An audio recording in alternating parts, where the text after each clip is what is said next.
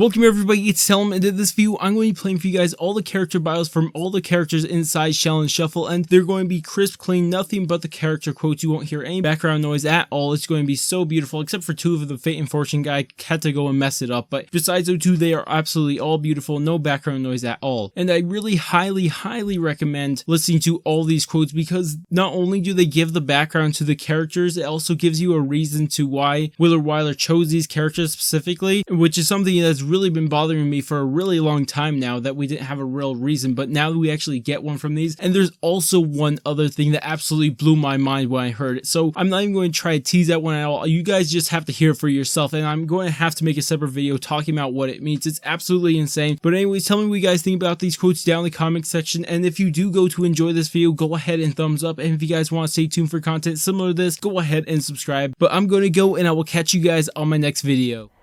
Poindexter put himself on a steady diet of comic books, video games, Saturday morning cartoons, and every film I had ever released, all in an effort to escape who he was. In his senior year of high school, he was stuck taking the last available elective class which was required for graduation, drama, ending up with a small role in the class play that would catapult his popularity among his classmates. Poindexter had finally discovered what he would become, a thespian.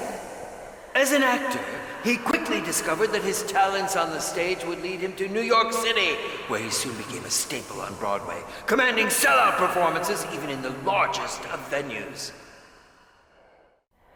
As a longtime fan of my work, it took no time at all to convince him that a bigger stage was waiting for him. His knowledge of the inner workings of my films will truly command a standout performance from this young man. Poindexter Zitterman was perfect. In the smattering of details pieced together from tabloids and various interviews, his briefing described exactly what I had been searching for. Raised by a father who was a particle physicist, who apparently could hardly find his glasses, and a loving but rather peculiar mother who often got lost in Chaucer, Cervantes, or the Bard for days on end, it was amazing that this kid was ever born at all. His knowledge will protect the four. His soul burns bright and will serve me well. The first of the four has been found. The beginning of the end is near. If you dig deep enough, you can find the truth. Sometimes the truth is harder to believe than the lie. This kid was a natural. Equipped with a silver tongue and Adonis-like looks, he was quick to be absorbed by the Hollywood circle, ending up in teeny-bopper TV dramas such as the fan-obsessed Werewolf Poets and the long-running teen drama series High School Hunger, which he starred in for 5 seasons. Though his character would be killed off in season 5, his death opened the door for the chance to appear on a much larger screen. Eventually breaking free of the chains of television, he clearly was overly eager to bring his talents to the big screen and show the world he was more than just a pretty face. I just needed to convince him that this was the chance he had sought. The chance to work with the best. Me! The mere mention of a film had him lapping at my feet. His name was Aaron Jordanos, and his brief read like a trip through classic American culture. He had grown up in Los Angeles and was raised by his parents, both of which were athletes in their own right. His mother, a retired tennis professional, and his father, a world-class surfer. He had the genetics of legends coursing through his veins. He could have just as easily been a top-tier professional athlete himself, having won scores of awards throughout his years in high school. But Aaron sought a brighter light than any stadium or court could ever provide. The limelight! I have discovered the second of the 4. Patience. The other souls will follow. If you dig deep enough, you can find the truth. Sometimes the truth is harder to believe than the lie. After landing his first acting gig performing in a small off-Broadway production at the age of 10, his dreams became reality, and the birth of a new life in show business began. As a young actor, Andre landed roles in various television commercials and made many one-time appearances as a background character in some popular sitcoms, which provided him the experience and face time he needed. His eventual role in the daytime soap opera Beverly Hills Hospital catapulted him to daytime stardom, where he was known as TV's bad boy and was adored by fans of the show. Though he was familiar with my work, he had only seen a few of my films and heard the occasional rumor. I assured him that unless they were praising my work, none of those tales were true.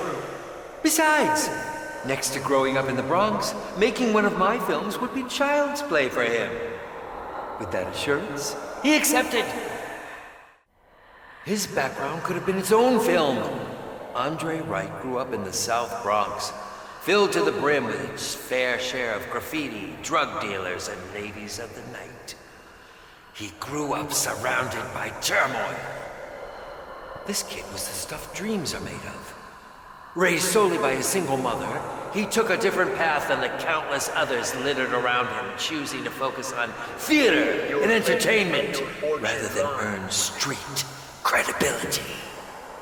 He longed for a way to get himself out of the ghetto. And with a stage at his disposal at a local youth organization known as the Bridges Society, each week he did just that. By becoming the characters he played and forgetting the world he was entangled within. He is the third of the four. His soul endures through the darkness. The time is nearly at hand. If you dig deep enough, you can find the truth. Sometimes the truth is harder to believe than the lie. The shadow of her parents' fame and the fading memory of the once famous reality TV show haunted her. In nearly every interview, she was asked about them, whether it was about her father's latest fling, or if her mother had actually retired from acting, or if they were ever going to resurrect the old show. Little time was spent discussing her current projects. As the auditions that led nowhere slowly began to pile up, she was beginning to believe the silent chatter. She was still riding her parents' fame in the old show to success. When I called offering her a role, I could hear her attempting to hold back her excitement. She was familiar with my work, but admittedly had not seen any of the films. It wasn't her knowledge of the films I yearned for. The other one had that covered. No. It was her desperation. Her own inner demon that would prove her worth. Before I had a chance to explain the role, she was on board. Desperate to get a chance to escape her history's shadow drove her to accept my offer with little or no thought. Sally Octavia Simpson had all the desperation I was looking for. She was the breakout star of the first reality television series, Growing Up with the Simpsons, setting her entire family life underneath a microscope for the world to view. And she never flinched. Her father was a famous jazz musician, largely revered for his fresh take on modern syncopation and a collection of mistresses in the tabloids. Her mother was even more famous than her father. She was a veteran film starlet that seemed to have spent more time on set than in Sally's life, or anyone's for that matter. Unless you were shouting, "Action!" With the show eventually coming to an end after 8 long seasons, she ventured off into the wild to begin a career of her own. Her fearlessness will protect the four. She would be the last of the four. The final soul has been found. I must be careful. He is always watching. If you dig deep enough, you can find the truth. is harder to believe than the lie.